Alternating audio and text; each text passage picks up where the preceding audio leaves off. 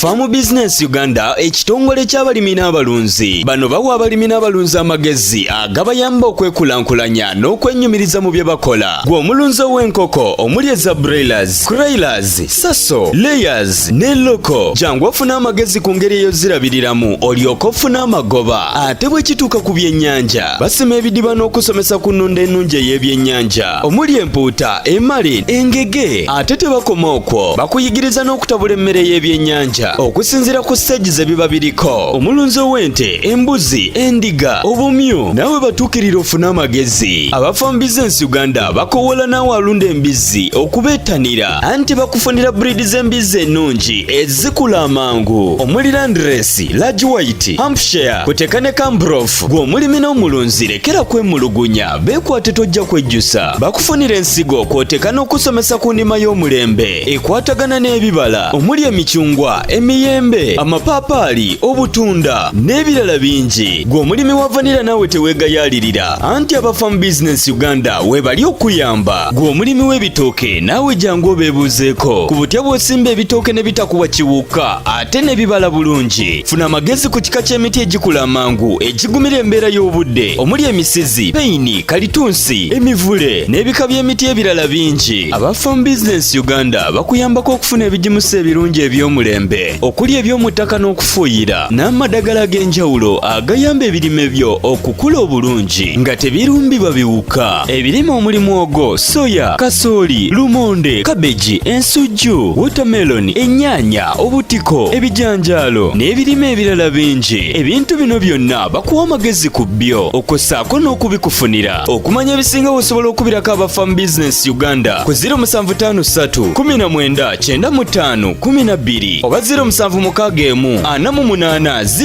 0004. Osobola n'obafunira ku WhatsApp ku 0752 83 84 89. Farm Business Uganda, farmer to farmer, mulimi ku mulimi.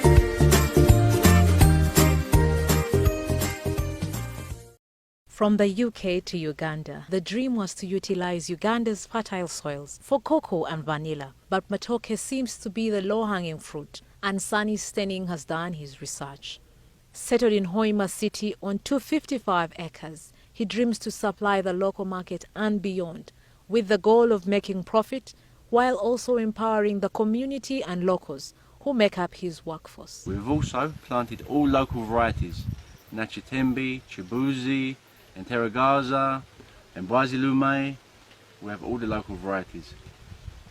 We've also planted 10,000 dessert bananas, Gonja, Ugoya and Ndizi.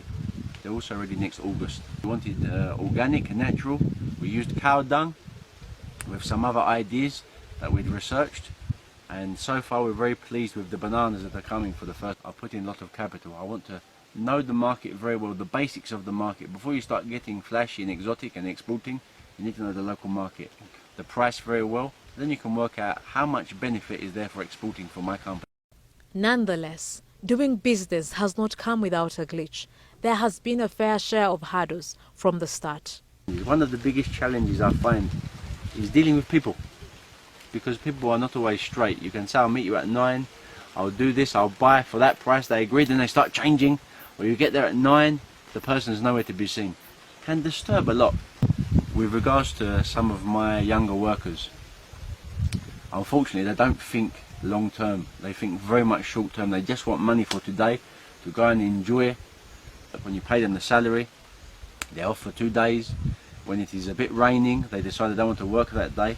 So when you're on a big scale and you're trying to do programs of maybe planting, which you need to do on time within that set season, is very challenging.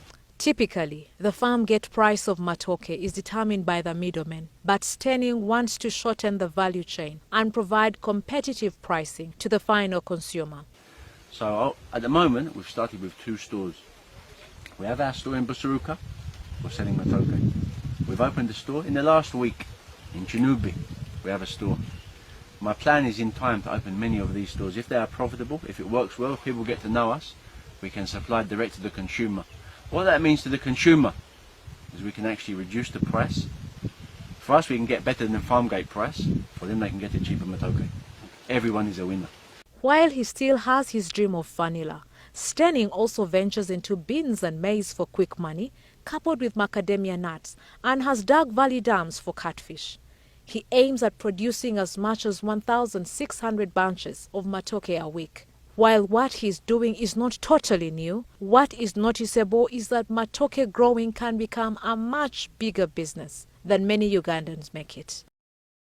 Farm Business Uganda ekitongole ky'abalimi n'abalunzi bano bawa abalimi n'abalunzi amagezi agabayamba okwekulankulanya n'okwennyumiriza mu bye bakola. Gwe omulunzi w'enkoko omuli eza broilers, crailers, saso, layers ne loko jangu ofuna amagezi ku ngeri ey'ozirabiriramu olyoke ofune amagoba. Ate bwe kituuka ku byennyanja basima ebidiba n'okusomesa ku nnunda ennungi ey'ebyennyanja omuli empuuta, emale, engege. Ate tebakoma okwo bakuyigiriza n'okutabula emmere y'ebyennyanja okusinziira ku stage ze biba biriko. Omulunzi w'ente, embuzi, endiga, obumyu nawe batuukirira ofuna amagezi. Aba Farm Business Uganda bakowola naawe alunda embizzi okubeetanira anti bakufunira breed z'embizzi ennungi ezikula amangu omuli Landrace, Large White, Hampshire kuteka ne Cambrough. Gwe omulimi n'omulunzi lekera kwemulugunya beekwate tojja kwejjusa. Bakufunira ensigo kwoteka n'okusomesa ku ndima y'omulembe ekwatagana n'ebibala omuli emicungwa, emiyembe, amapaapaali, obutunda n'ebirala bingi. Gwe omulimi wa vanilla naawe teweegayaalirira anti aba Farm Business Uganda webali okuyamba. Gwe omulimi w'ebitooke naawe jangu obeebuuzeeko ku butya bw'osimba ebitooke ne bitakuwa kiwuka ate ne bibala bulungi. Funa amagezi ku kika ky'emiti egikula amangu egigumira embeera y'obudde omuli emisizi, peyini, kalitunsi, emivule n'ebika by'emiti ebirala bingi. Aba Farm Business Uganda bakuyambako okufuna ebigimusa ebirungi eby'omulembe okuli eby'omu ttaka n'okufuuyira n'amadagala ag'enjawulo agayamba ebirime byo okukula obulungi nga tebirumbibwa biwuka. Ebirime omuli mwogo, soya, kasooli, lumonde, kabeji, ensujju, watermelon, ennyaanya, obutiko, ebijanjaalo n'ebirime ebirala bingi. Ebintu bino byonna bakuwa amagezi ku byo okossaako n'okubikufunira. Okumanya ebisinga osobola okubirako aba Farm Business Uganda ku 0753 19 95 12 oba 0761480004. osobola n'obafunira ku WhatsApp ku 0752 83 84 89. Farm Business Uganda, farmer to farmer, mulimi ku mulimi.